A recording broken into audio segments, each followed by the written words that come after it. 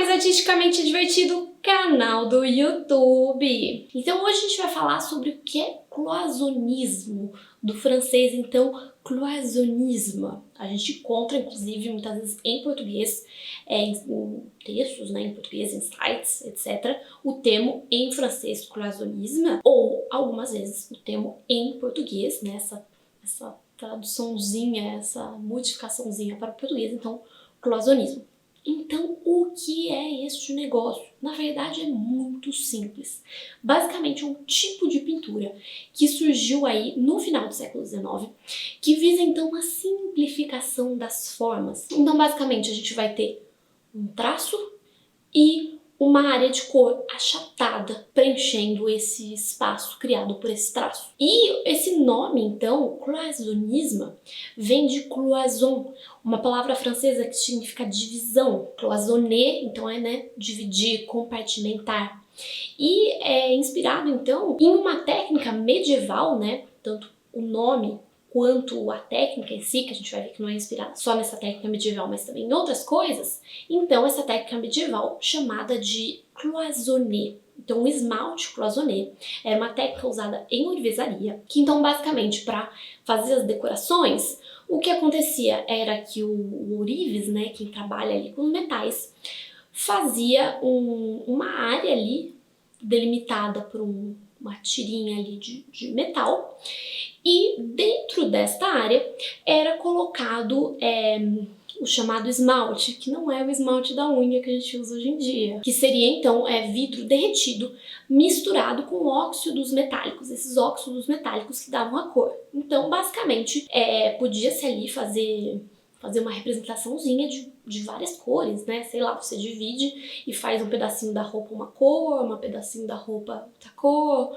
ou então decorações sem personagem, então a florzinha, tipo, o meio da florzinha amarelinho, em volta vermelho, enfim, as mais diversas composições dessa maneira. Então vem daí este nome, e foi usado pela primeira vez esse nome em uma crítica do Édouard Dujardin, que escreveu então um artigo para a chamada Revue Indépendante, então revista independente, que foi publicado especificamente no dia 19 de maio de 1888, no final do século XIX, então. E então ele falou aí das obras de um artista que não é muito conhecido assim pelo grande público, que é o Louis Anquetin. Então Louis Anquetin foi aí o pioneiro desta técnica.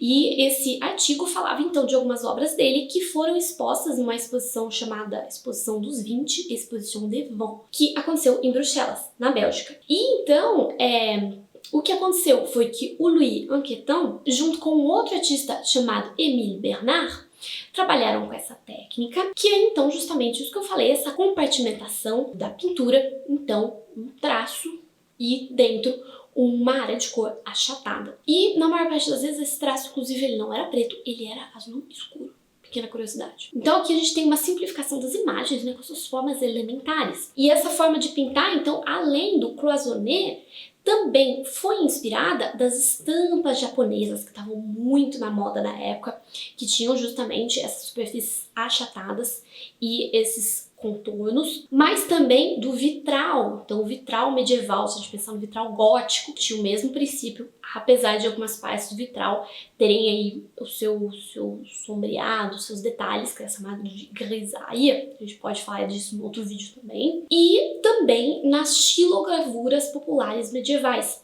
Então, gravuras feitas com placa de madeira. Então, uma grande inspiração, e como a gente pode ver, tanto do japonismo quanto da Idade Média, porque aqui no final do século XIX, o interesse pela Idade Média estava sendo cada vez maior. É nessa época que a gente vai ter o início, por exemplo, do neogótico, que traz de volta aí, por exemplo, o modelo das construções góticas. No Art Nouveau, que vai vir aqui também, a gente tem, por exemplo, esse gosto pelo vitral, que foi aqui algo que inspirou o cloisonnismo.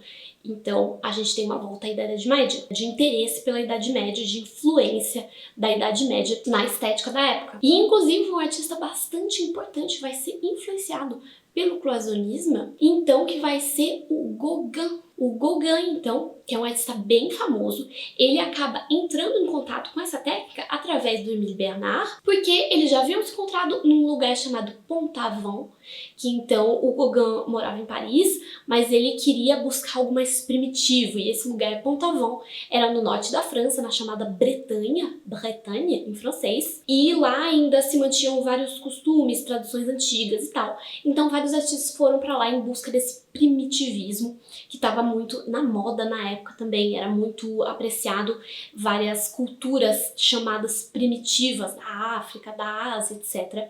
E o Gauguin vai acabar indo até pro Tahiti depois.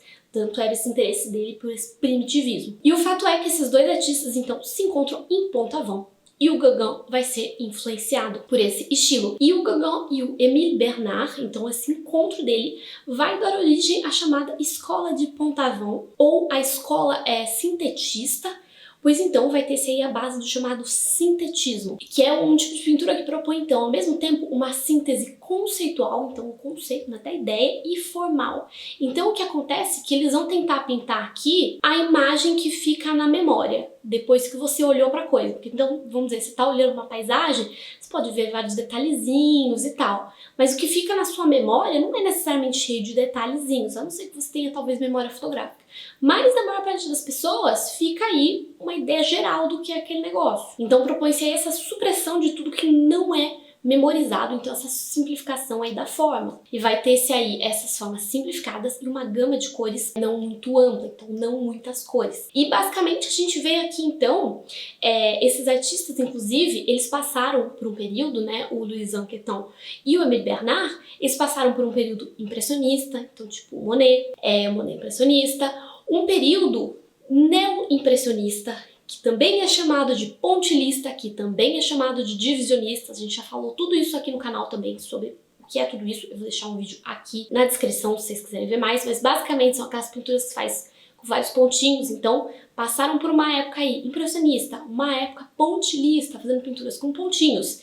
Que então esse tipo de pintura visava muito mais representar a realidade, representar então luz e sombra, representar como os olhos veem o mundo. E aqui nesse outro tipo de representação que a gente está falando, então o cloisonnisme ou o sintetismo, a gente tem uma passagem então desse tipo de representação que quer representar o real, né, quer fazer um mimetismo, imitar aí a realidade, e passa então ao imaginário, então uma passagem de uma estética da representação de algo que existe, do real, para o imaginário. Afinal, isso que, né, o que fica na memória, você tem aí um rolezinho do imaginário. Você não lembra exatamente o que você viu com todos os detalhezinhos.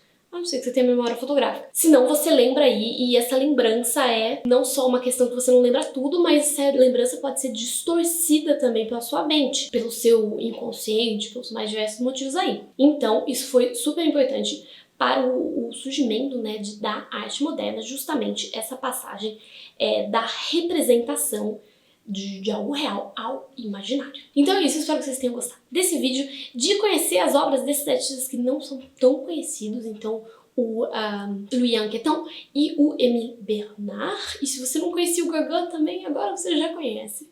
Então é isso. Beijinhos e até a próxima!